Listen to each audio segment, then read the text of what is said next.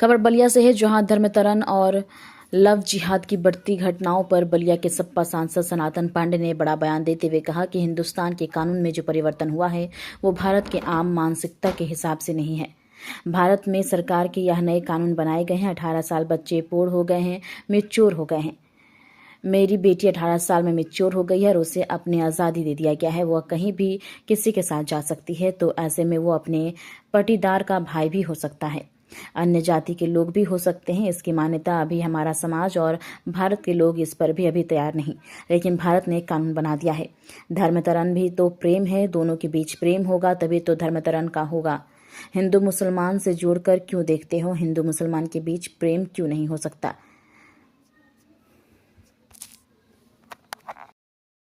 वो है धर्मांतरण और लव जिहाद को लेकर। सरकार जो है लव जिहाद को बहुत बड़ा अपराध मान रही है और कहीं ना कहीं कार्रवाई भी हो रही है उस पर।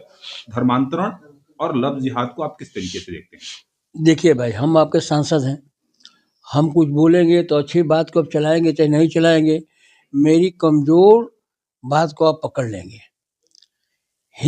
मैं कह दूंगा है तो एक सांसद का कहना माना जाएगा, लेकिन मैं व्यक्तिगत रूप से कह रहा हूँ कि जो हिंदुस्तान के कानून में जो परिवर्तन हुए हैं वो भारत के आम मानसिकता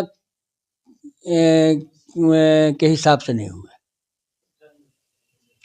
हमको तो इस नाम पर कि हमारे बच्चे 18 वर्ष में जो है प्रौढ़ हो गए, मैच्योर हो गए, वो सेल्फ निर्णय ले सकते हैं। ये भारत ने कानून बना दिया, और कानून नहीं कि सरकार में बना। इस बात पर कि मेरी बेटी 18 वर्ष में मैच्योर हो गई और उसे आज़ादी आपने दे दिया तो कहीं किसी के साथ जा सकती है, तो वो उसका जो पटदार का भाई भी हो सकता है, अन्य जात के लोग भी हो सकते हैं। इसकी मान्यता अभी हमारा समाज और भारत के लोग अभी इस पर जो है तैयार नहीं है, लेकिन भारत ने कानून बना दिया।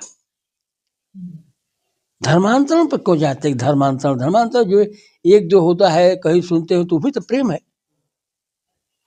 दोनों के बीच प्रेम होगा तभी ना बात आगे बढ़ी होगी। आप लोग हिंदू मुसलमान से क्यों जोड़ते हैं? हिंदू मुसलमान के बीच प्रेम नहीं हो सकता है। और धर्मांतरण किसी को गला पकड़ के तो हो नहीं रहा है। आप क्यों नहीं इतनी हिंदुस्तान में सुविधा दे रहे हैं कि बाहर के लोग आकर के यहाँ बसना शुरू कर दें, बाहर के लोग भी हिंदुस्तान को हिंदुस्तान समझने लगे। आज आपने कैसे राजनीति की नफरत की राजनीति कर दिए कि हिंदुस्तान के लोग, हिंदुस्तान में रहने वाले लोग जिन्होंने जो है आज़ादी के बाद हिंदुस्तान की सरजमी को पसंद किया, इसके मट्टी को माथे तिलक लगाया, आप उसको कलंकित कर रहे हैं। आप देश से उसको हटाना चाहते हैं। बल प्रयोग करके काम नहीं हो सकता है। ये सद्भाव और प्रेम से इसकी पूर्ति हो सकती है। भारत अनेकताओं में एकता का प्रतीक है। हिंदू, मुस्लिम, सिख, ईसाई सभी जात और धर्म के लोग यहाँ पर रहते हैं। धर्मांतरण के नाम पर सिर्फ ये शोषण कर रहे हैं किसी विशेष समाज का। क्या आपको लगता है कि जिस तरीके से नाम बदलकर मुस्लिम युवक जो है हिंदू लड़कियों के साथ शादी करते हैं और फिर बाद में पता चलता है कि वो मुस्लिम है, तो इस तरीके की जो शादियाँ तो यार, मैं इतिहास तो बहुत इतिहास का छात्र नहीं रहा हूँ, लेकिन हम तो सुना हूँ कि शादियाँ 200-400 पहले साल भी जो है हुआ था कि हिंदू लड़की जो है किसी मुसलमान साथ से शादी की थी। तो क्या इसको भी उस समय ये मान लिया जाएगा कि राजा के दबाव में ये धर्मांतरण हुआ था? ये तो हिंदुस्तान का इतिहास कहा है, मैं थोड़ी जानकारी रखता हूँ। वो जो शादी हुई थी वह मुसलमान शासक के दबाव में धर्मांतरण करके शादी हुई थी। धर्मांतरण जहाँ हो रहा है उसको आप देख नहीं पाए। धर्मांतरण को किसी ने देखा आज़ादी के बाद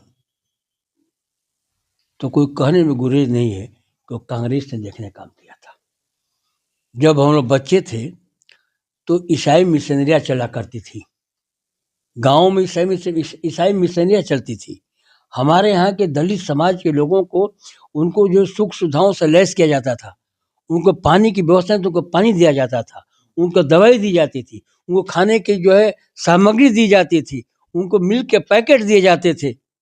उस समय जो है तमाम जो है हमारे यहाँ के हिंदू, दलित और अन्य जाति के लोग जो धर्मांतरण के ईसाई बनने काम किए थे।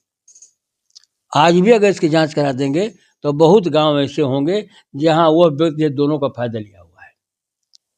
लेकिन इसको सिर्फ मुसलमान से क्यों जोड़ लेते हैं? इतनी नफरत क्यों है? भारतीय जनता पार्टी का जो है देश की आजादी में कोई रोल नहीं रहा।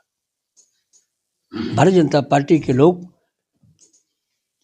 सत्ता में हैं, एक आदमी का नाम बता दें कि आज़ादी से पहले इनके संगठन जो नीचा नाम दूसरा कुछ हुआ करता था, एक आदमी अपने प्राणों का आहुति दिया हो।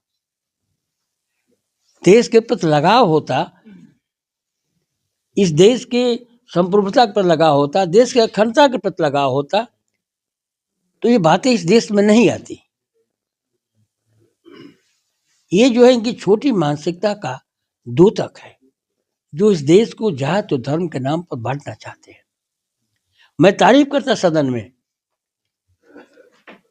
हम देश के प्रधानमंत्री को फूलों से जो है मैंने फूलों के गुच्छे से नवाजने का काम करते।